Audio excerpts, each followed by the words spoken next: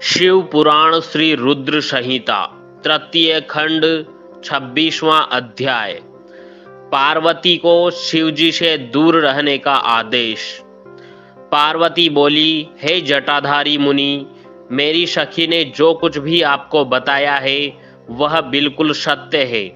मैंने मन, वाणी और क्रिया से भगवान शिव को ही पति रूप में वर्ण किया है। मैं जानती हूँ कि महादेव जी को पति रूप में प्राप्त करना बहुत ही दुर्लभ कार्य है। फिर भी मेरे हृदय में और मेरे ध्यान में सदैव वे ही निवास करते हैं। अतः उन्हीं की प्राप्ति के लिए ही मैंने इस तपस्या के कठिन मार्ग को चुना है। यह सब ब्राह्मण को बताकर देवी पार्वती चुप हो गई। उनकी बातों को सुनकर ब्राह्मण देवता बोले, हे देवी, अभी कुछ समय पूर्व तक मेरे मन में यह जानने की प्रबल इच्छा थी कि क्यों आप कठोर तपस्या कर रही है, परंतु देवी, आपके मुख से यह सब सुनकर मेरी जिज्ञासा पूरी तरह शांत हो गई। देवी, आपके किए गए कार्य के अनुरूप ही इसका परिणाम होगा, परंतु यदि यह तुम्हें सुख देता है तो यही करो। यह कहकर ब्राह्मण जैसे ही जाने के लिए उठे, वैसे ही देवी पार्वती उन्हें प्रणाम करके बोली, हे विप्रवर, आप कहाँ जा रहे हैं? कृपया यहाँ कुछ देर और ठहरिए और मेरे हित की बात कहिए। देवी पार्वती के ये वचन सुनकर साधु का वेश धारण किए हुए भगवान शिव वहीं ठहर गए और बोले, हे देवी, यदि आप वाकई मुझे यहाँ रोककर मुझसे अपने हित की बात सुनना चाहती है तो मैं आपको अवश्य ही समझाऊंगा, जिससे आपको अपने हित का स्वयं ज्ञान हो जाएगा।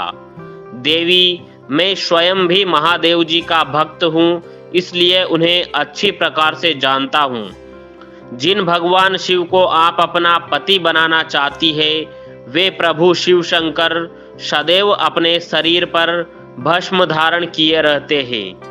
उनके सिर पर जटाएं हैं, शरीर पर वस्त्रों के स्थान पर वे बाघ की खाल पहनते हैं और चादर के स्थान पर वे हाथी की खाल ओढ़ते हैं। हाथ में भीख मांगने के लिए कटोरे के स्थान पर खोपड़ी का प्रयोग करते हैं। सांपों के अनेक झुंड उनके शरीर पर सदा लिपटे रहते हैं। जहर को वे पानी की भांति पीते हैं।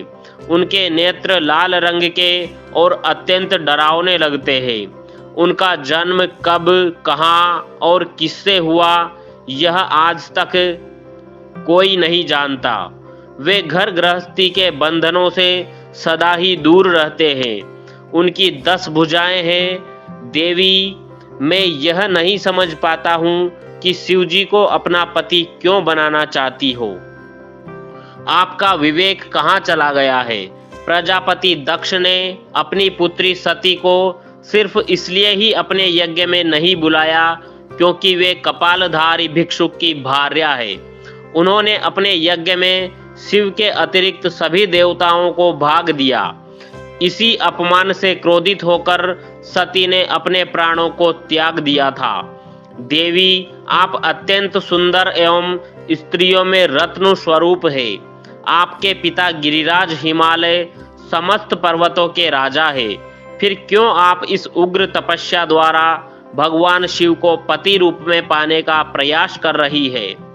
क्यों आप सोने की मुद्रा के बदले कांच को खरीदना चाहती है? सुगंधित चंदन को छोड़कर अपने शरीर पर कीचड़ क्यों मलना चाहती है? सूर्य के तेज को छोड़कर क्यों जुगनू की चमक पाना चाहती है? सुंदर मुलायम वस्त्रों को त्याग कर क्यों चमड़े से अपने शरीर को ढकना चाहती है? क्यों राजमहल को छोड़कर वनों और जंगलों में भटकना चाहती है? आपकी बुद्धि को क्या हो गया है, जो आप देवराज इंद्र एवं अन्य देवताओं को, जो कि रत्नों के भंडार के समान है, छोड़कर लोहे को अर्थात शिवजी को पाने की इच्छा करती है? सच तो यह है कि इस समय मुझे आपके साथ शिवजी का संबंध परस्पर विरुद्ध दिखाई दे रहा है। कहाँ आप और कहाँ महादेव जी। आप चंद्रमुखी है तो शिव जी पंचमुखी। आपके नेत्र कमल दल के समान है तो शिव जी के नेत्र सदैव क्रोधित दृष्टि ही डालते हैं। आपके केश अत्यंत सुंदर है जो कि काली घटाओं के समान प्रतीत होते हैं। वहीं भगवान शिव के सिर के जटाजूट के विष में सभी जानते हैं। आप सुंदर कोमल साड़ी धारण करती है तो शिव जी कठोर हाथी की खाल का उपयोग करते हैं। आप अपने शरीर पर चंदन का लेप करती है तो वे हमेशा अपने शरीर पर चिता की भस्म लगाए रखते हैं। आप अपनी शोभा बढ़ाने हेतु दिव्य आभूषण धारण करती है तो शिव जी के शरीर पर सदैव सर्प लिपटे रहते हैं। कहाँ मृदंग की मधुर ध्वनि, कहाँ डमरू की डमडम। देवी पार्वती, महादेव जी सदा भूतों की दी हुई बलि को स्वीकार करते हैं। उनका यह रूप इस योग्य नहीं है कि उन्हें अपना सर्वांग सौंपा जा सके। देवी, आप परम सुंदरी है।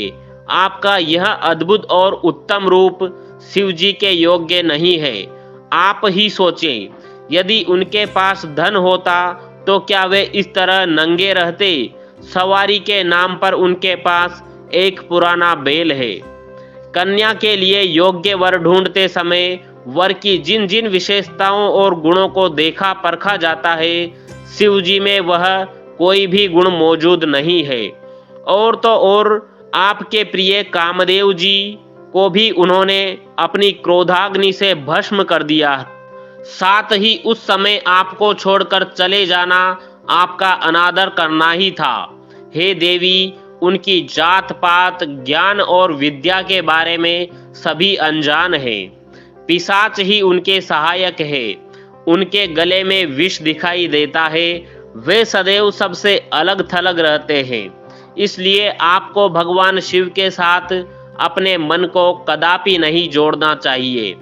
आपके और उनके रूप और सभी गुण अलग अलग है जो कि परस्पर एक दूसरे के विरोधी जान पड़ते हैं। इसी कारण मुझे आपका और महादेव जी का संबंध रुचिकर नहीं लगता। फिर भी जो आपकी इच्छा हो वैसा ही करो। वैसे मैं तो यह चाहता हूं कि आप असत की ओर से अपना मन हटा लें। यदि यह सब नहीं करना चाहती है तो आपकी इच्छा, जो चाहो करो। अब मुझे और कुछ नहीं कहना। उन ब्राह्मण मुनि की बातों को सुनकर देवी पार्वती बहुत दुखी हुई।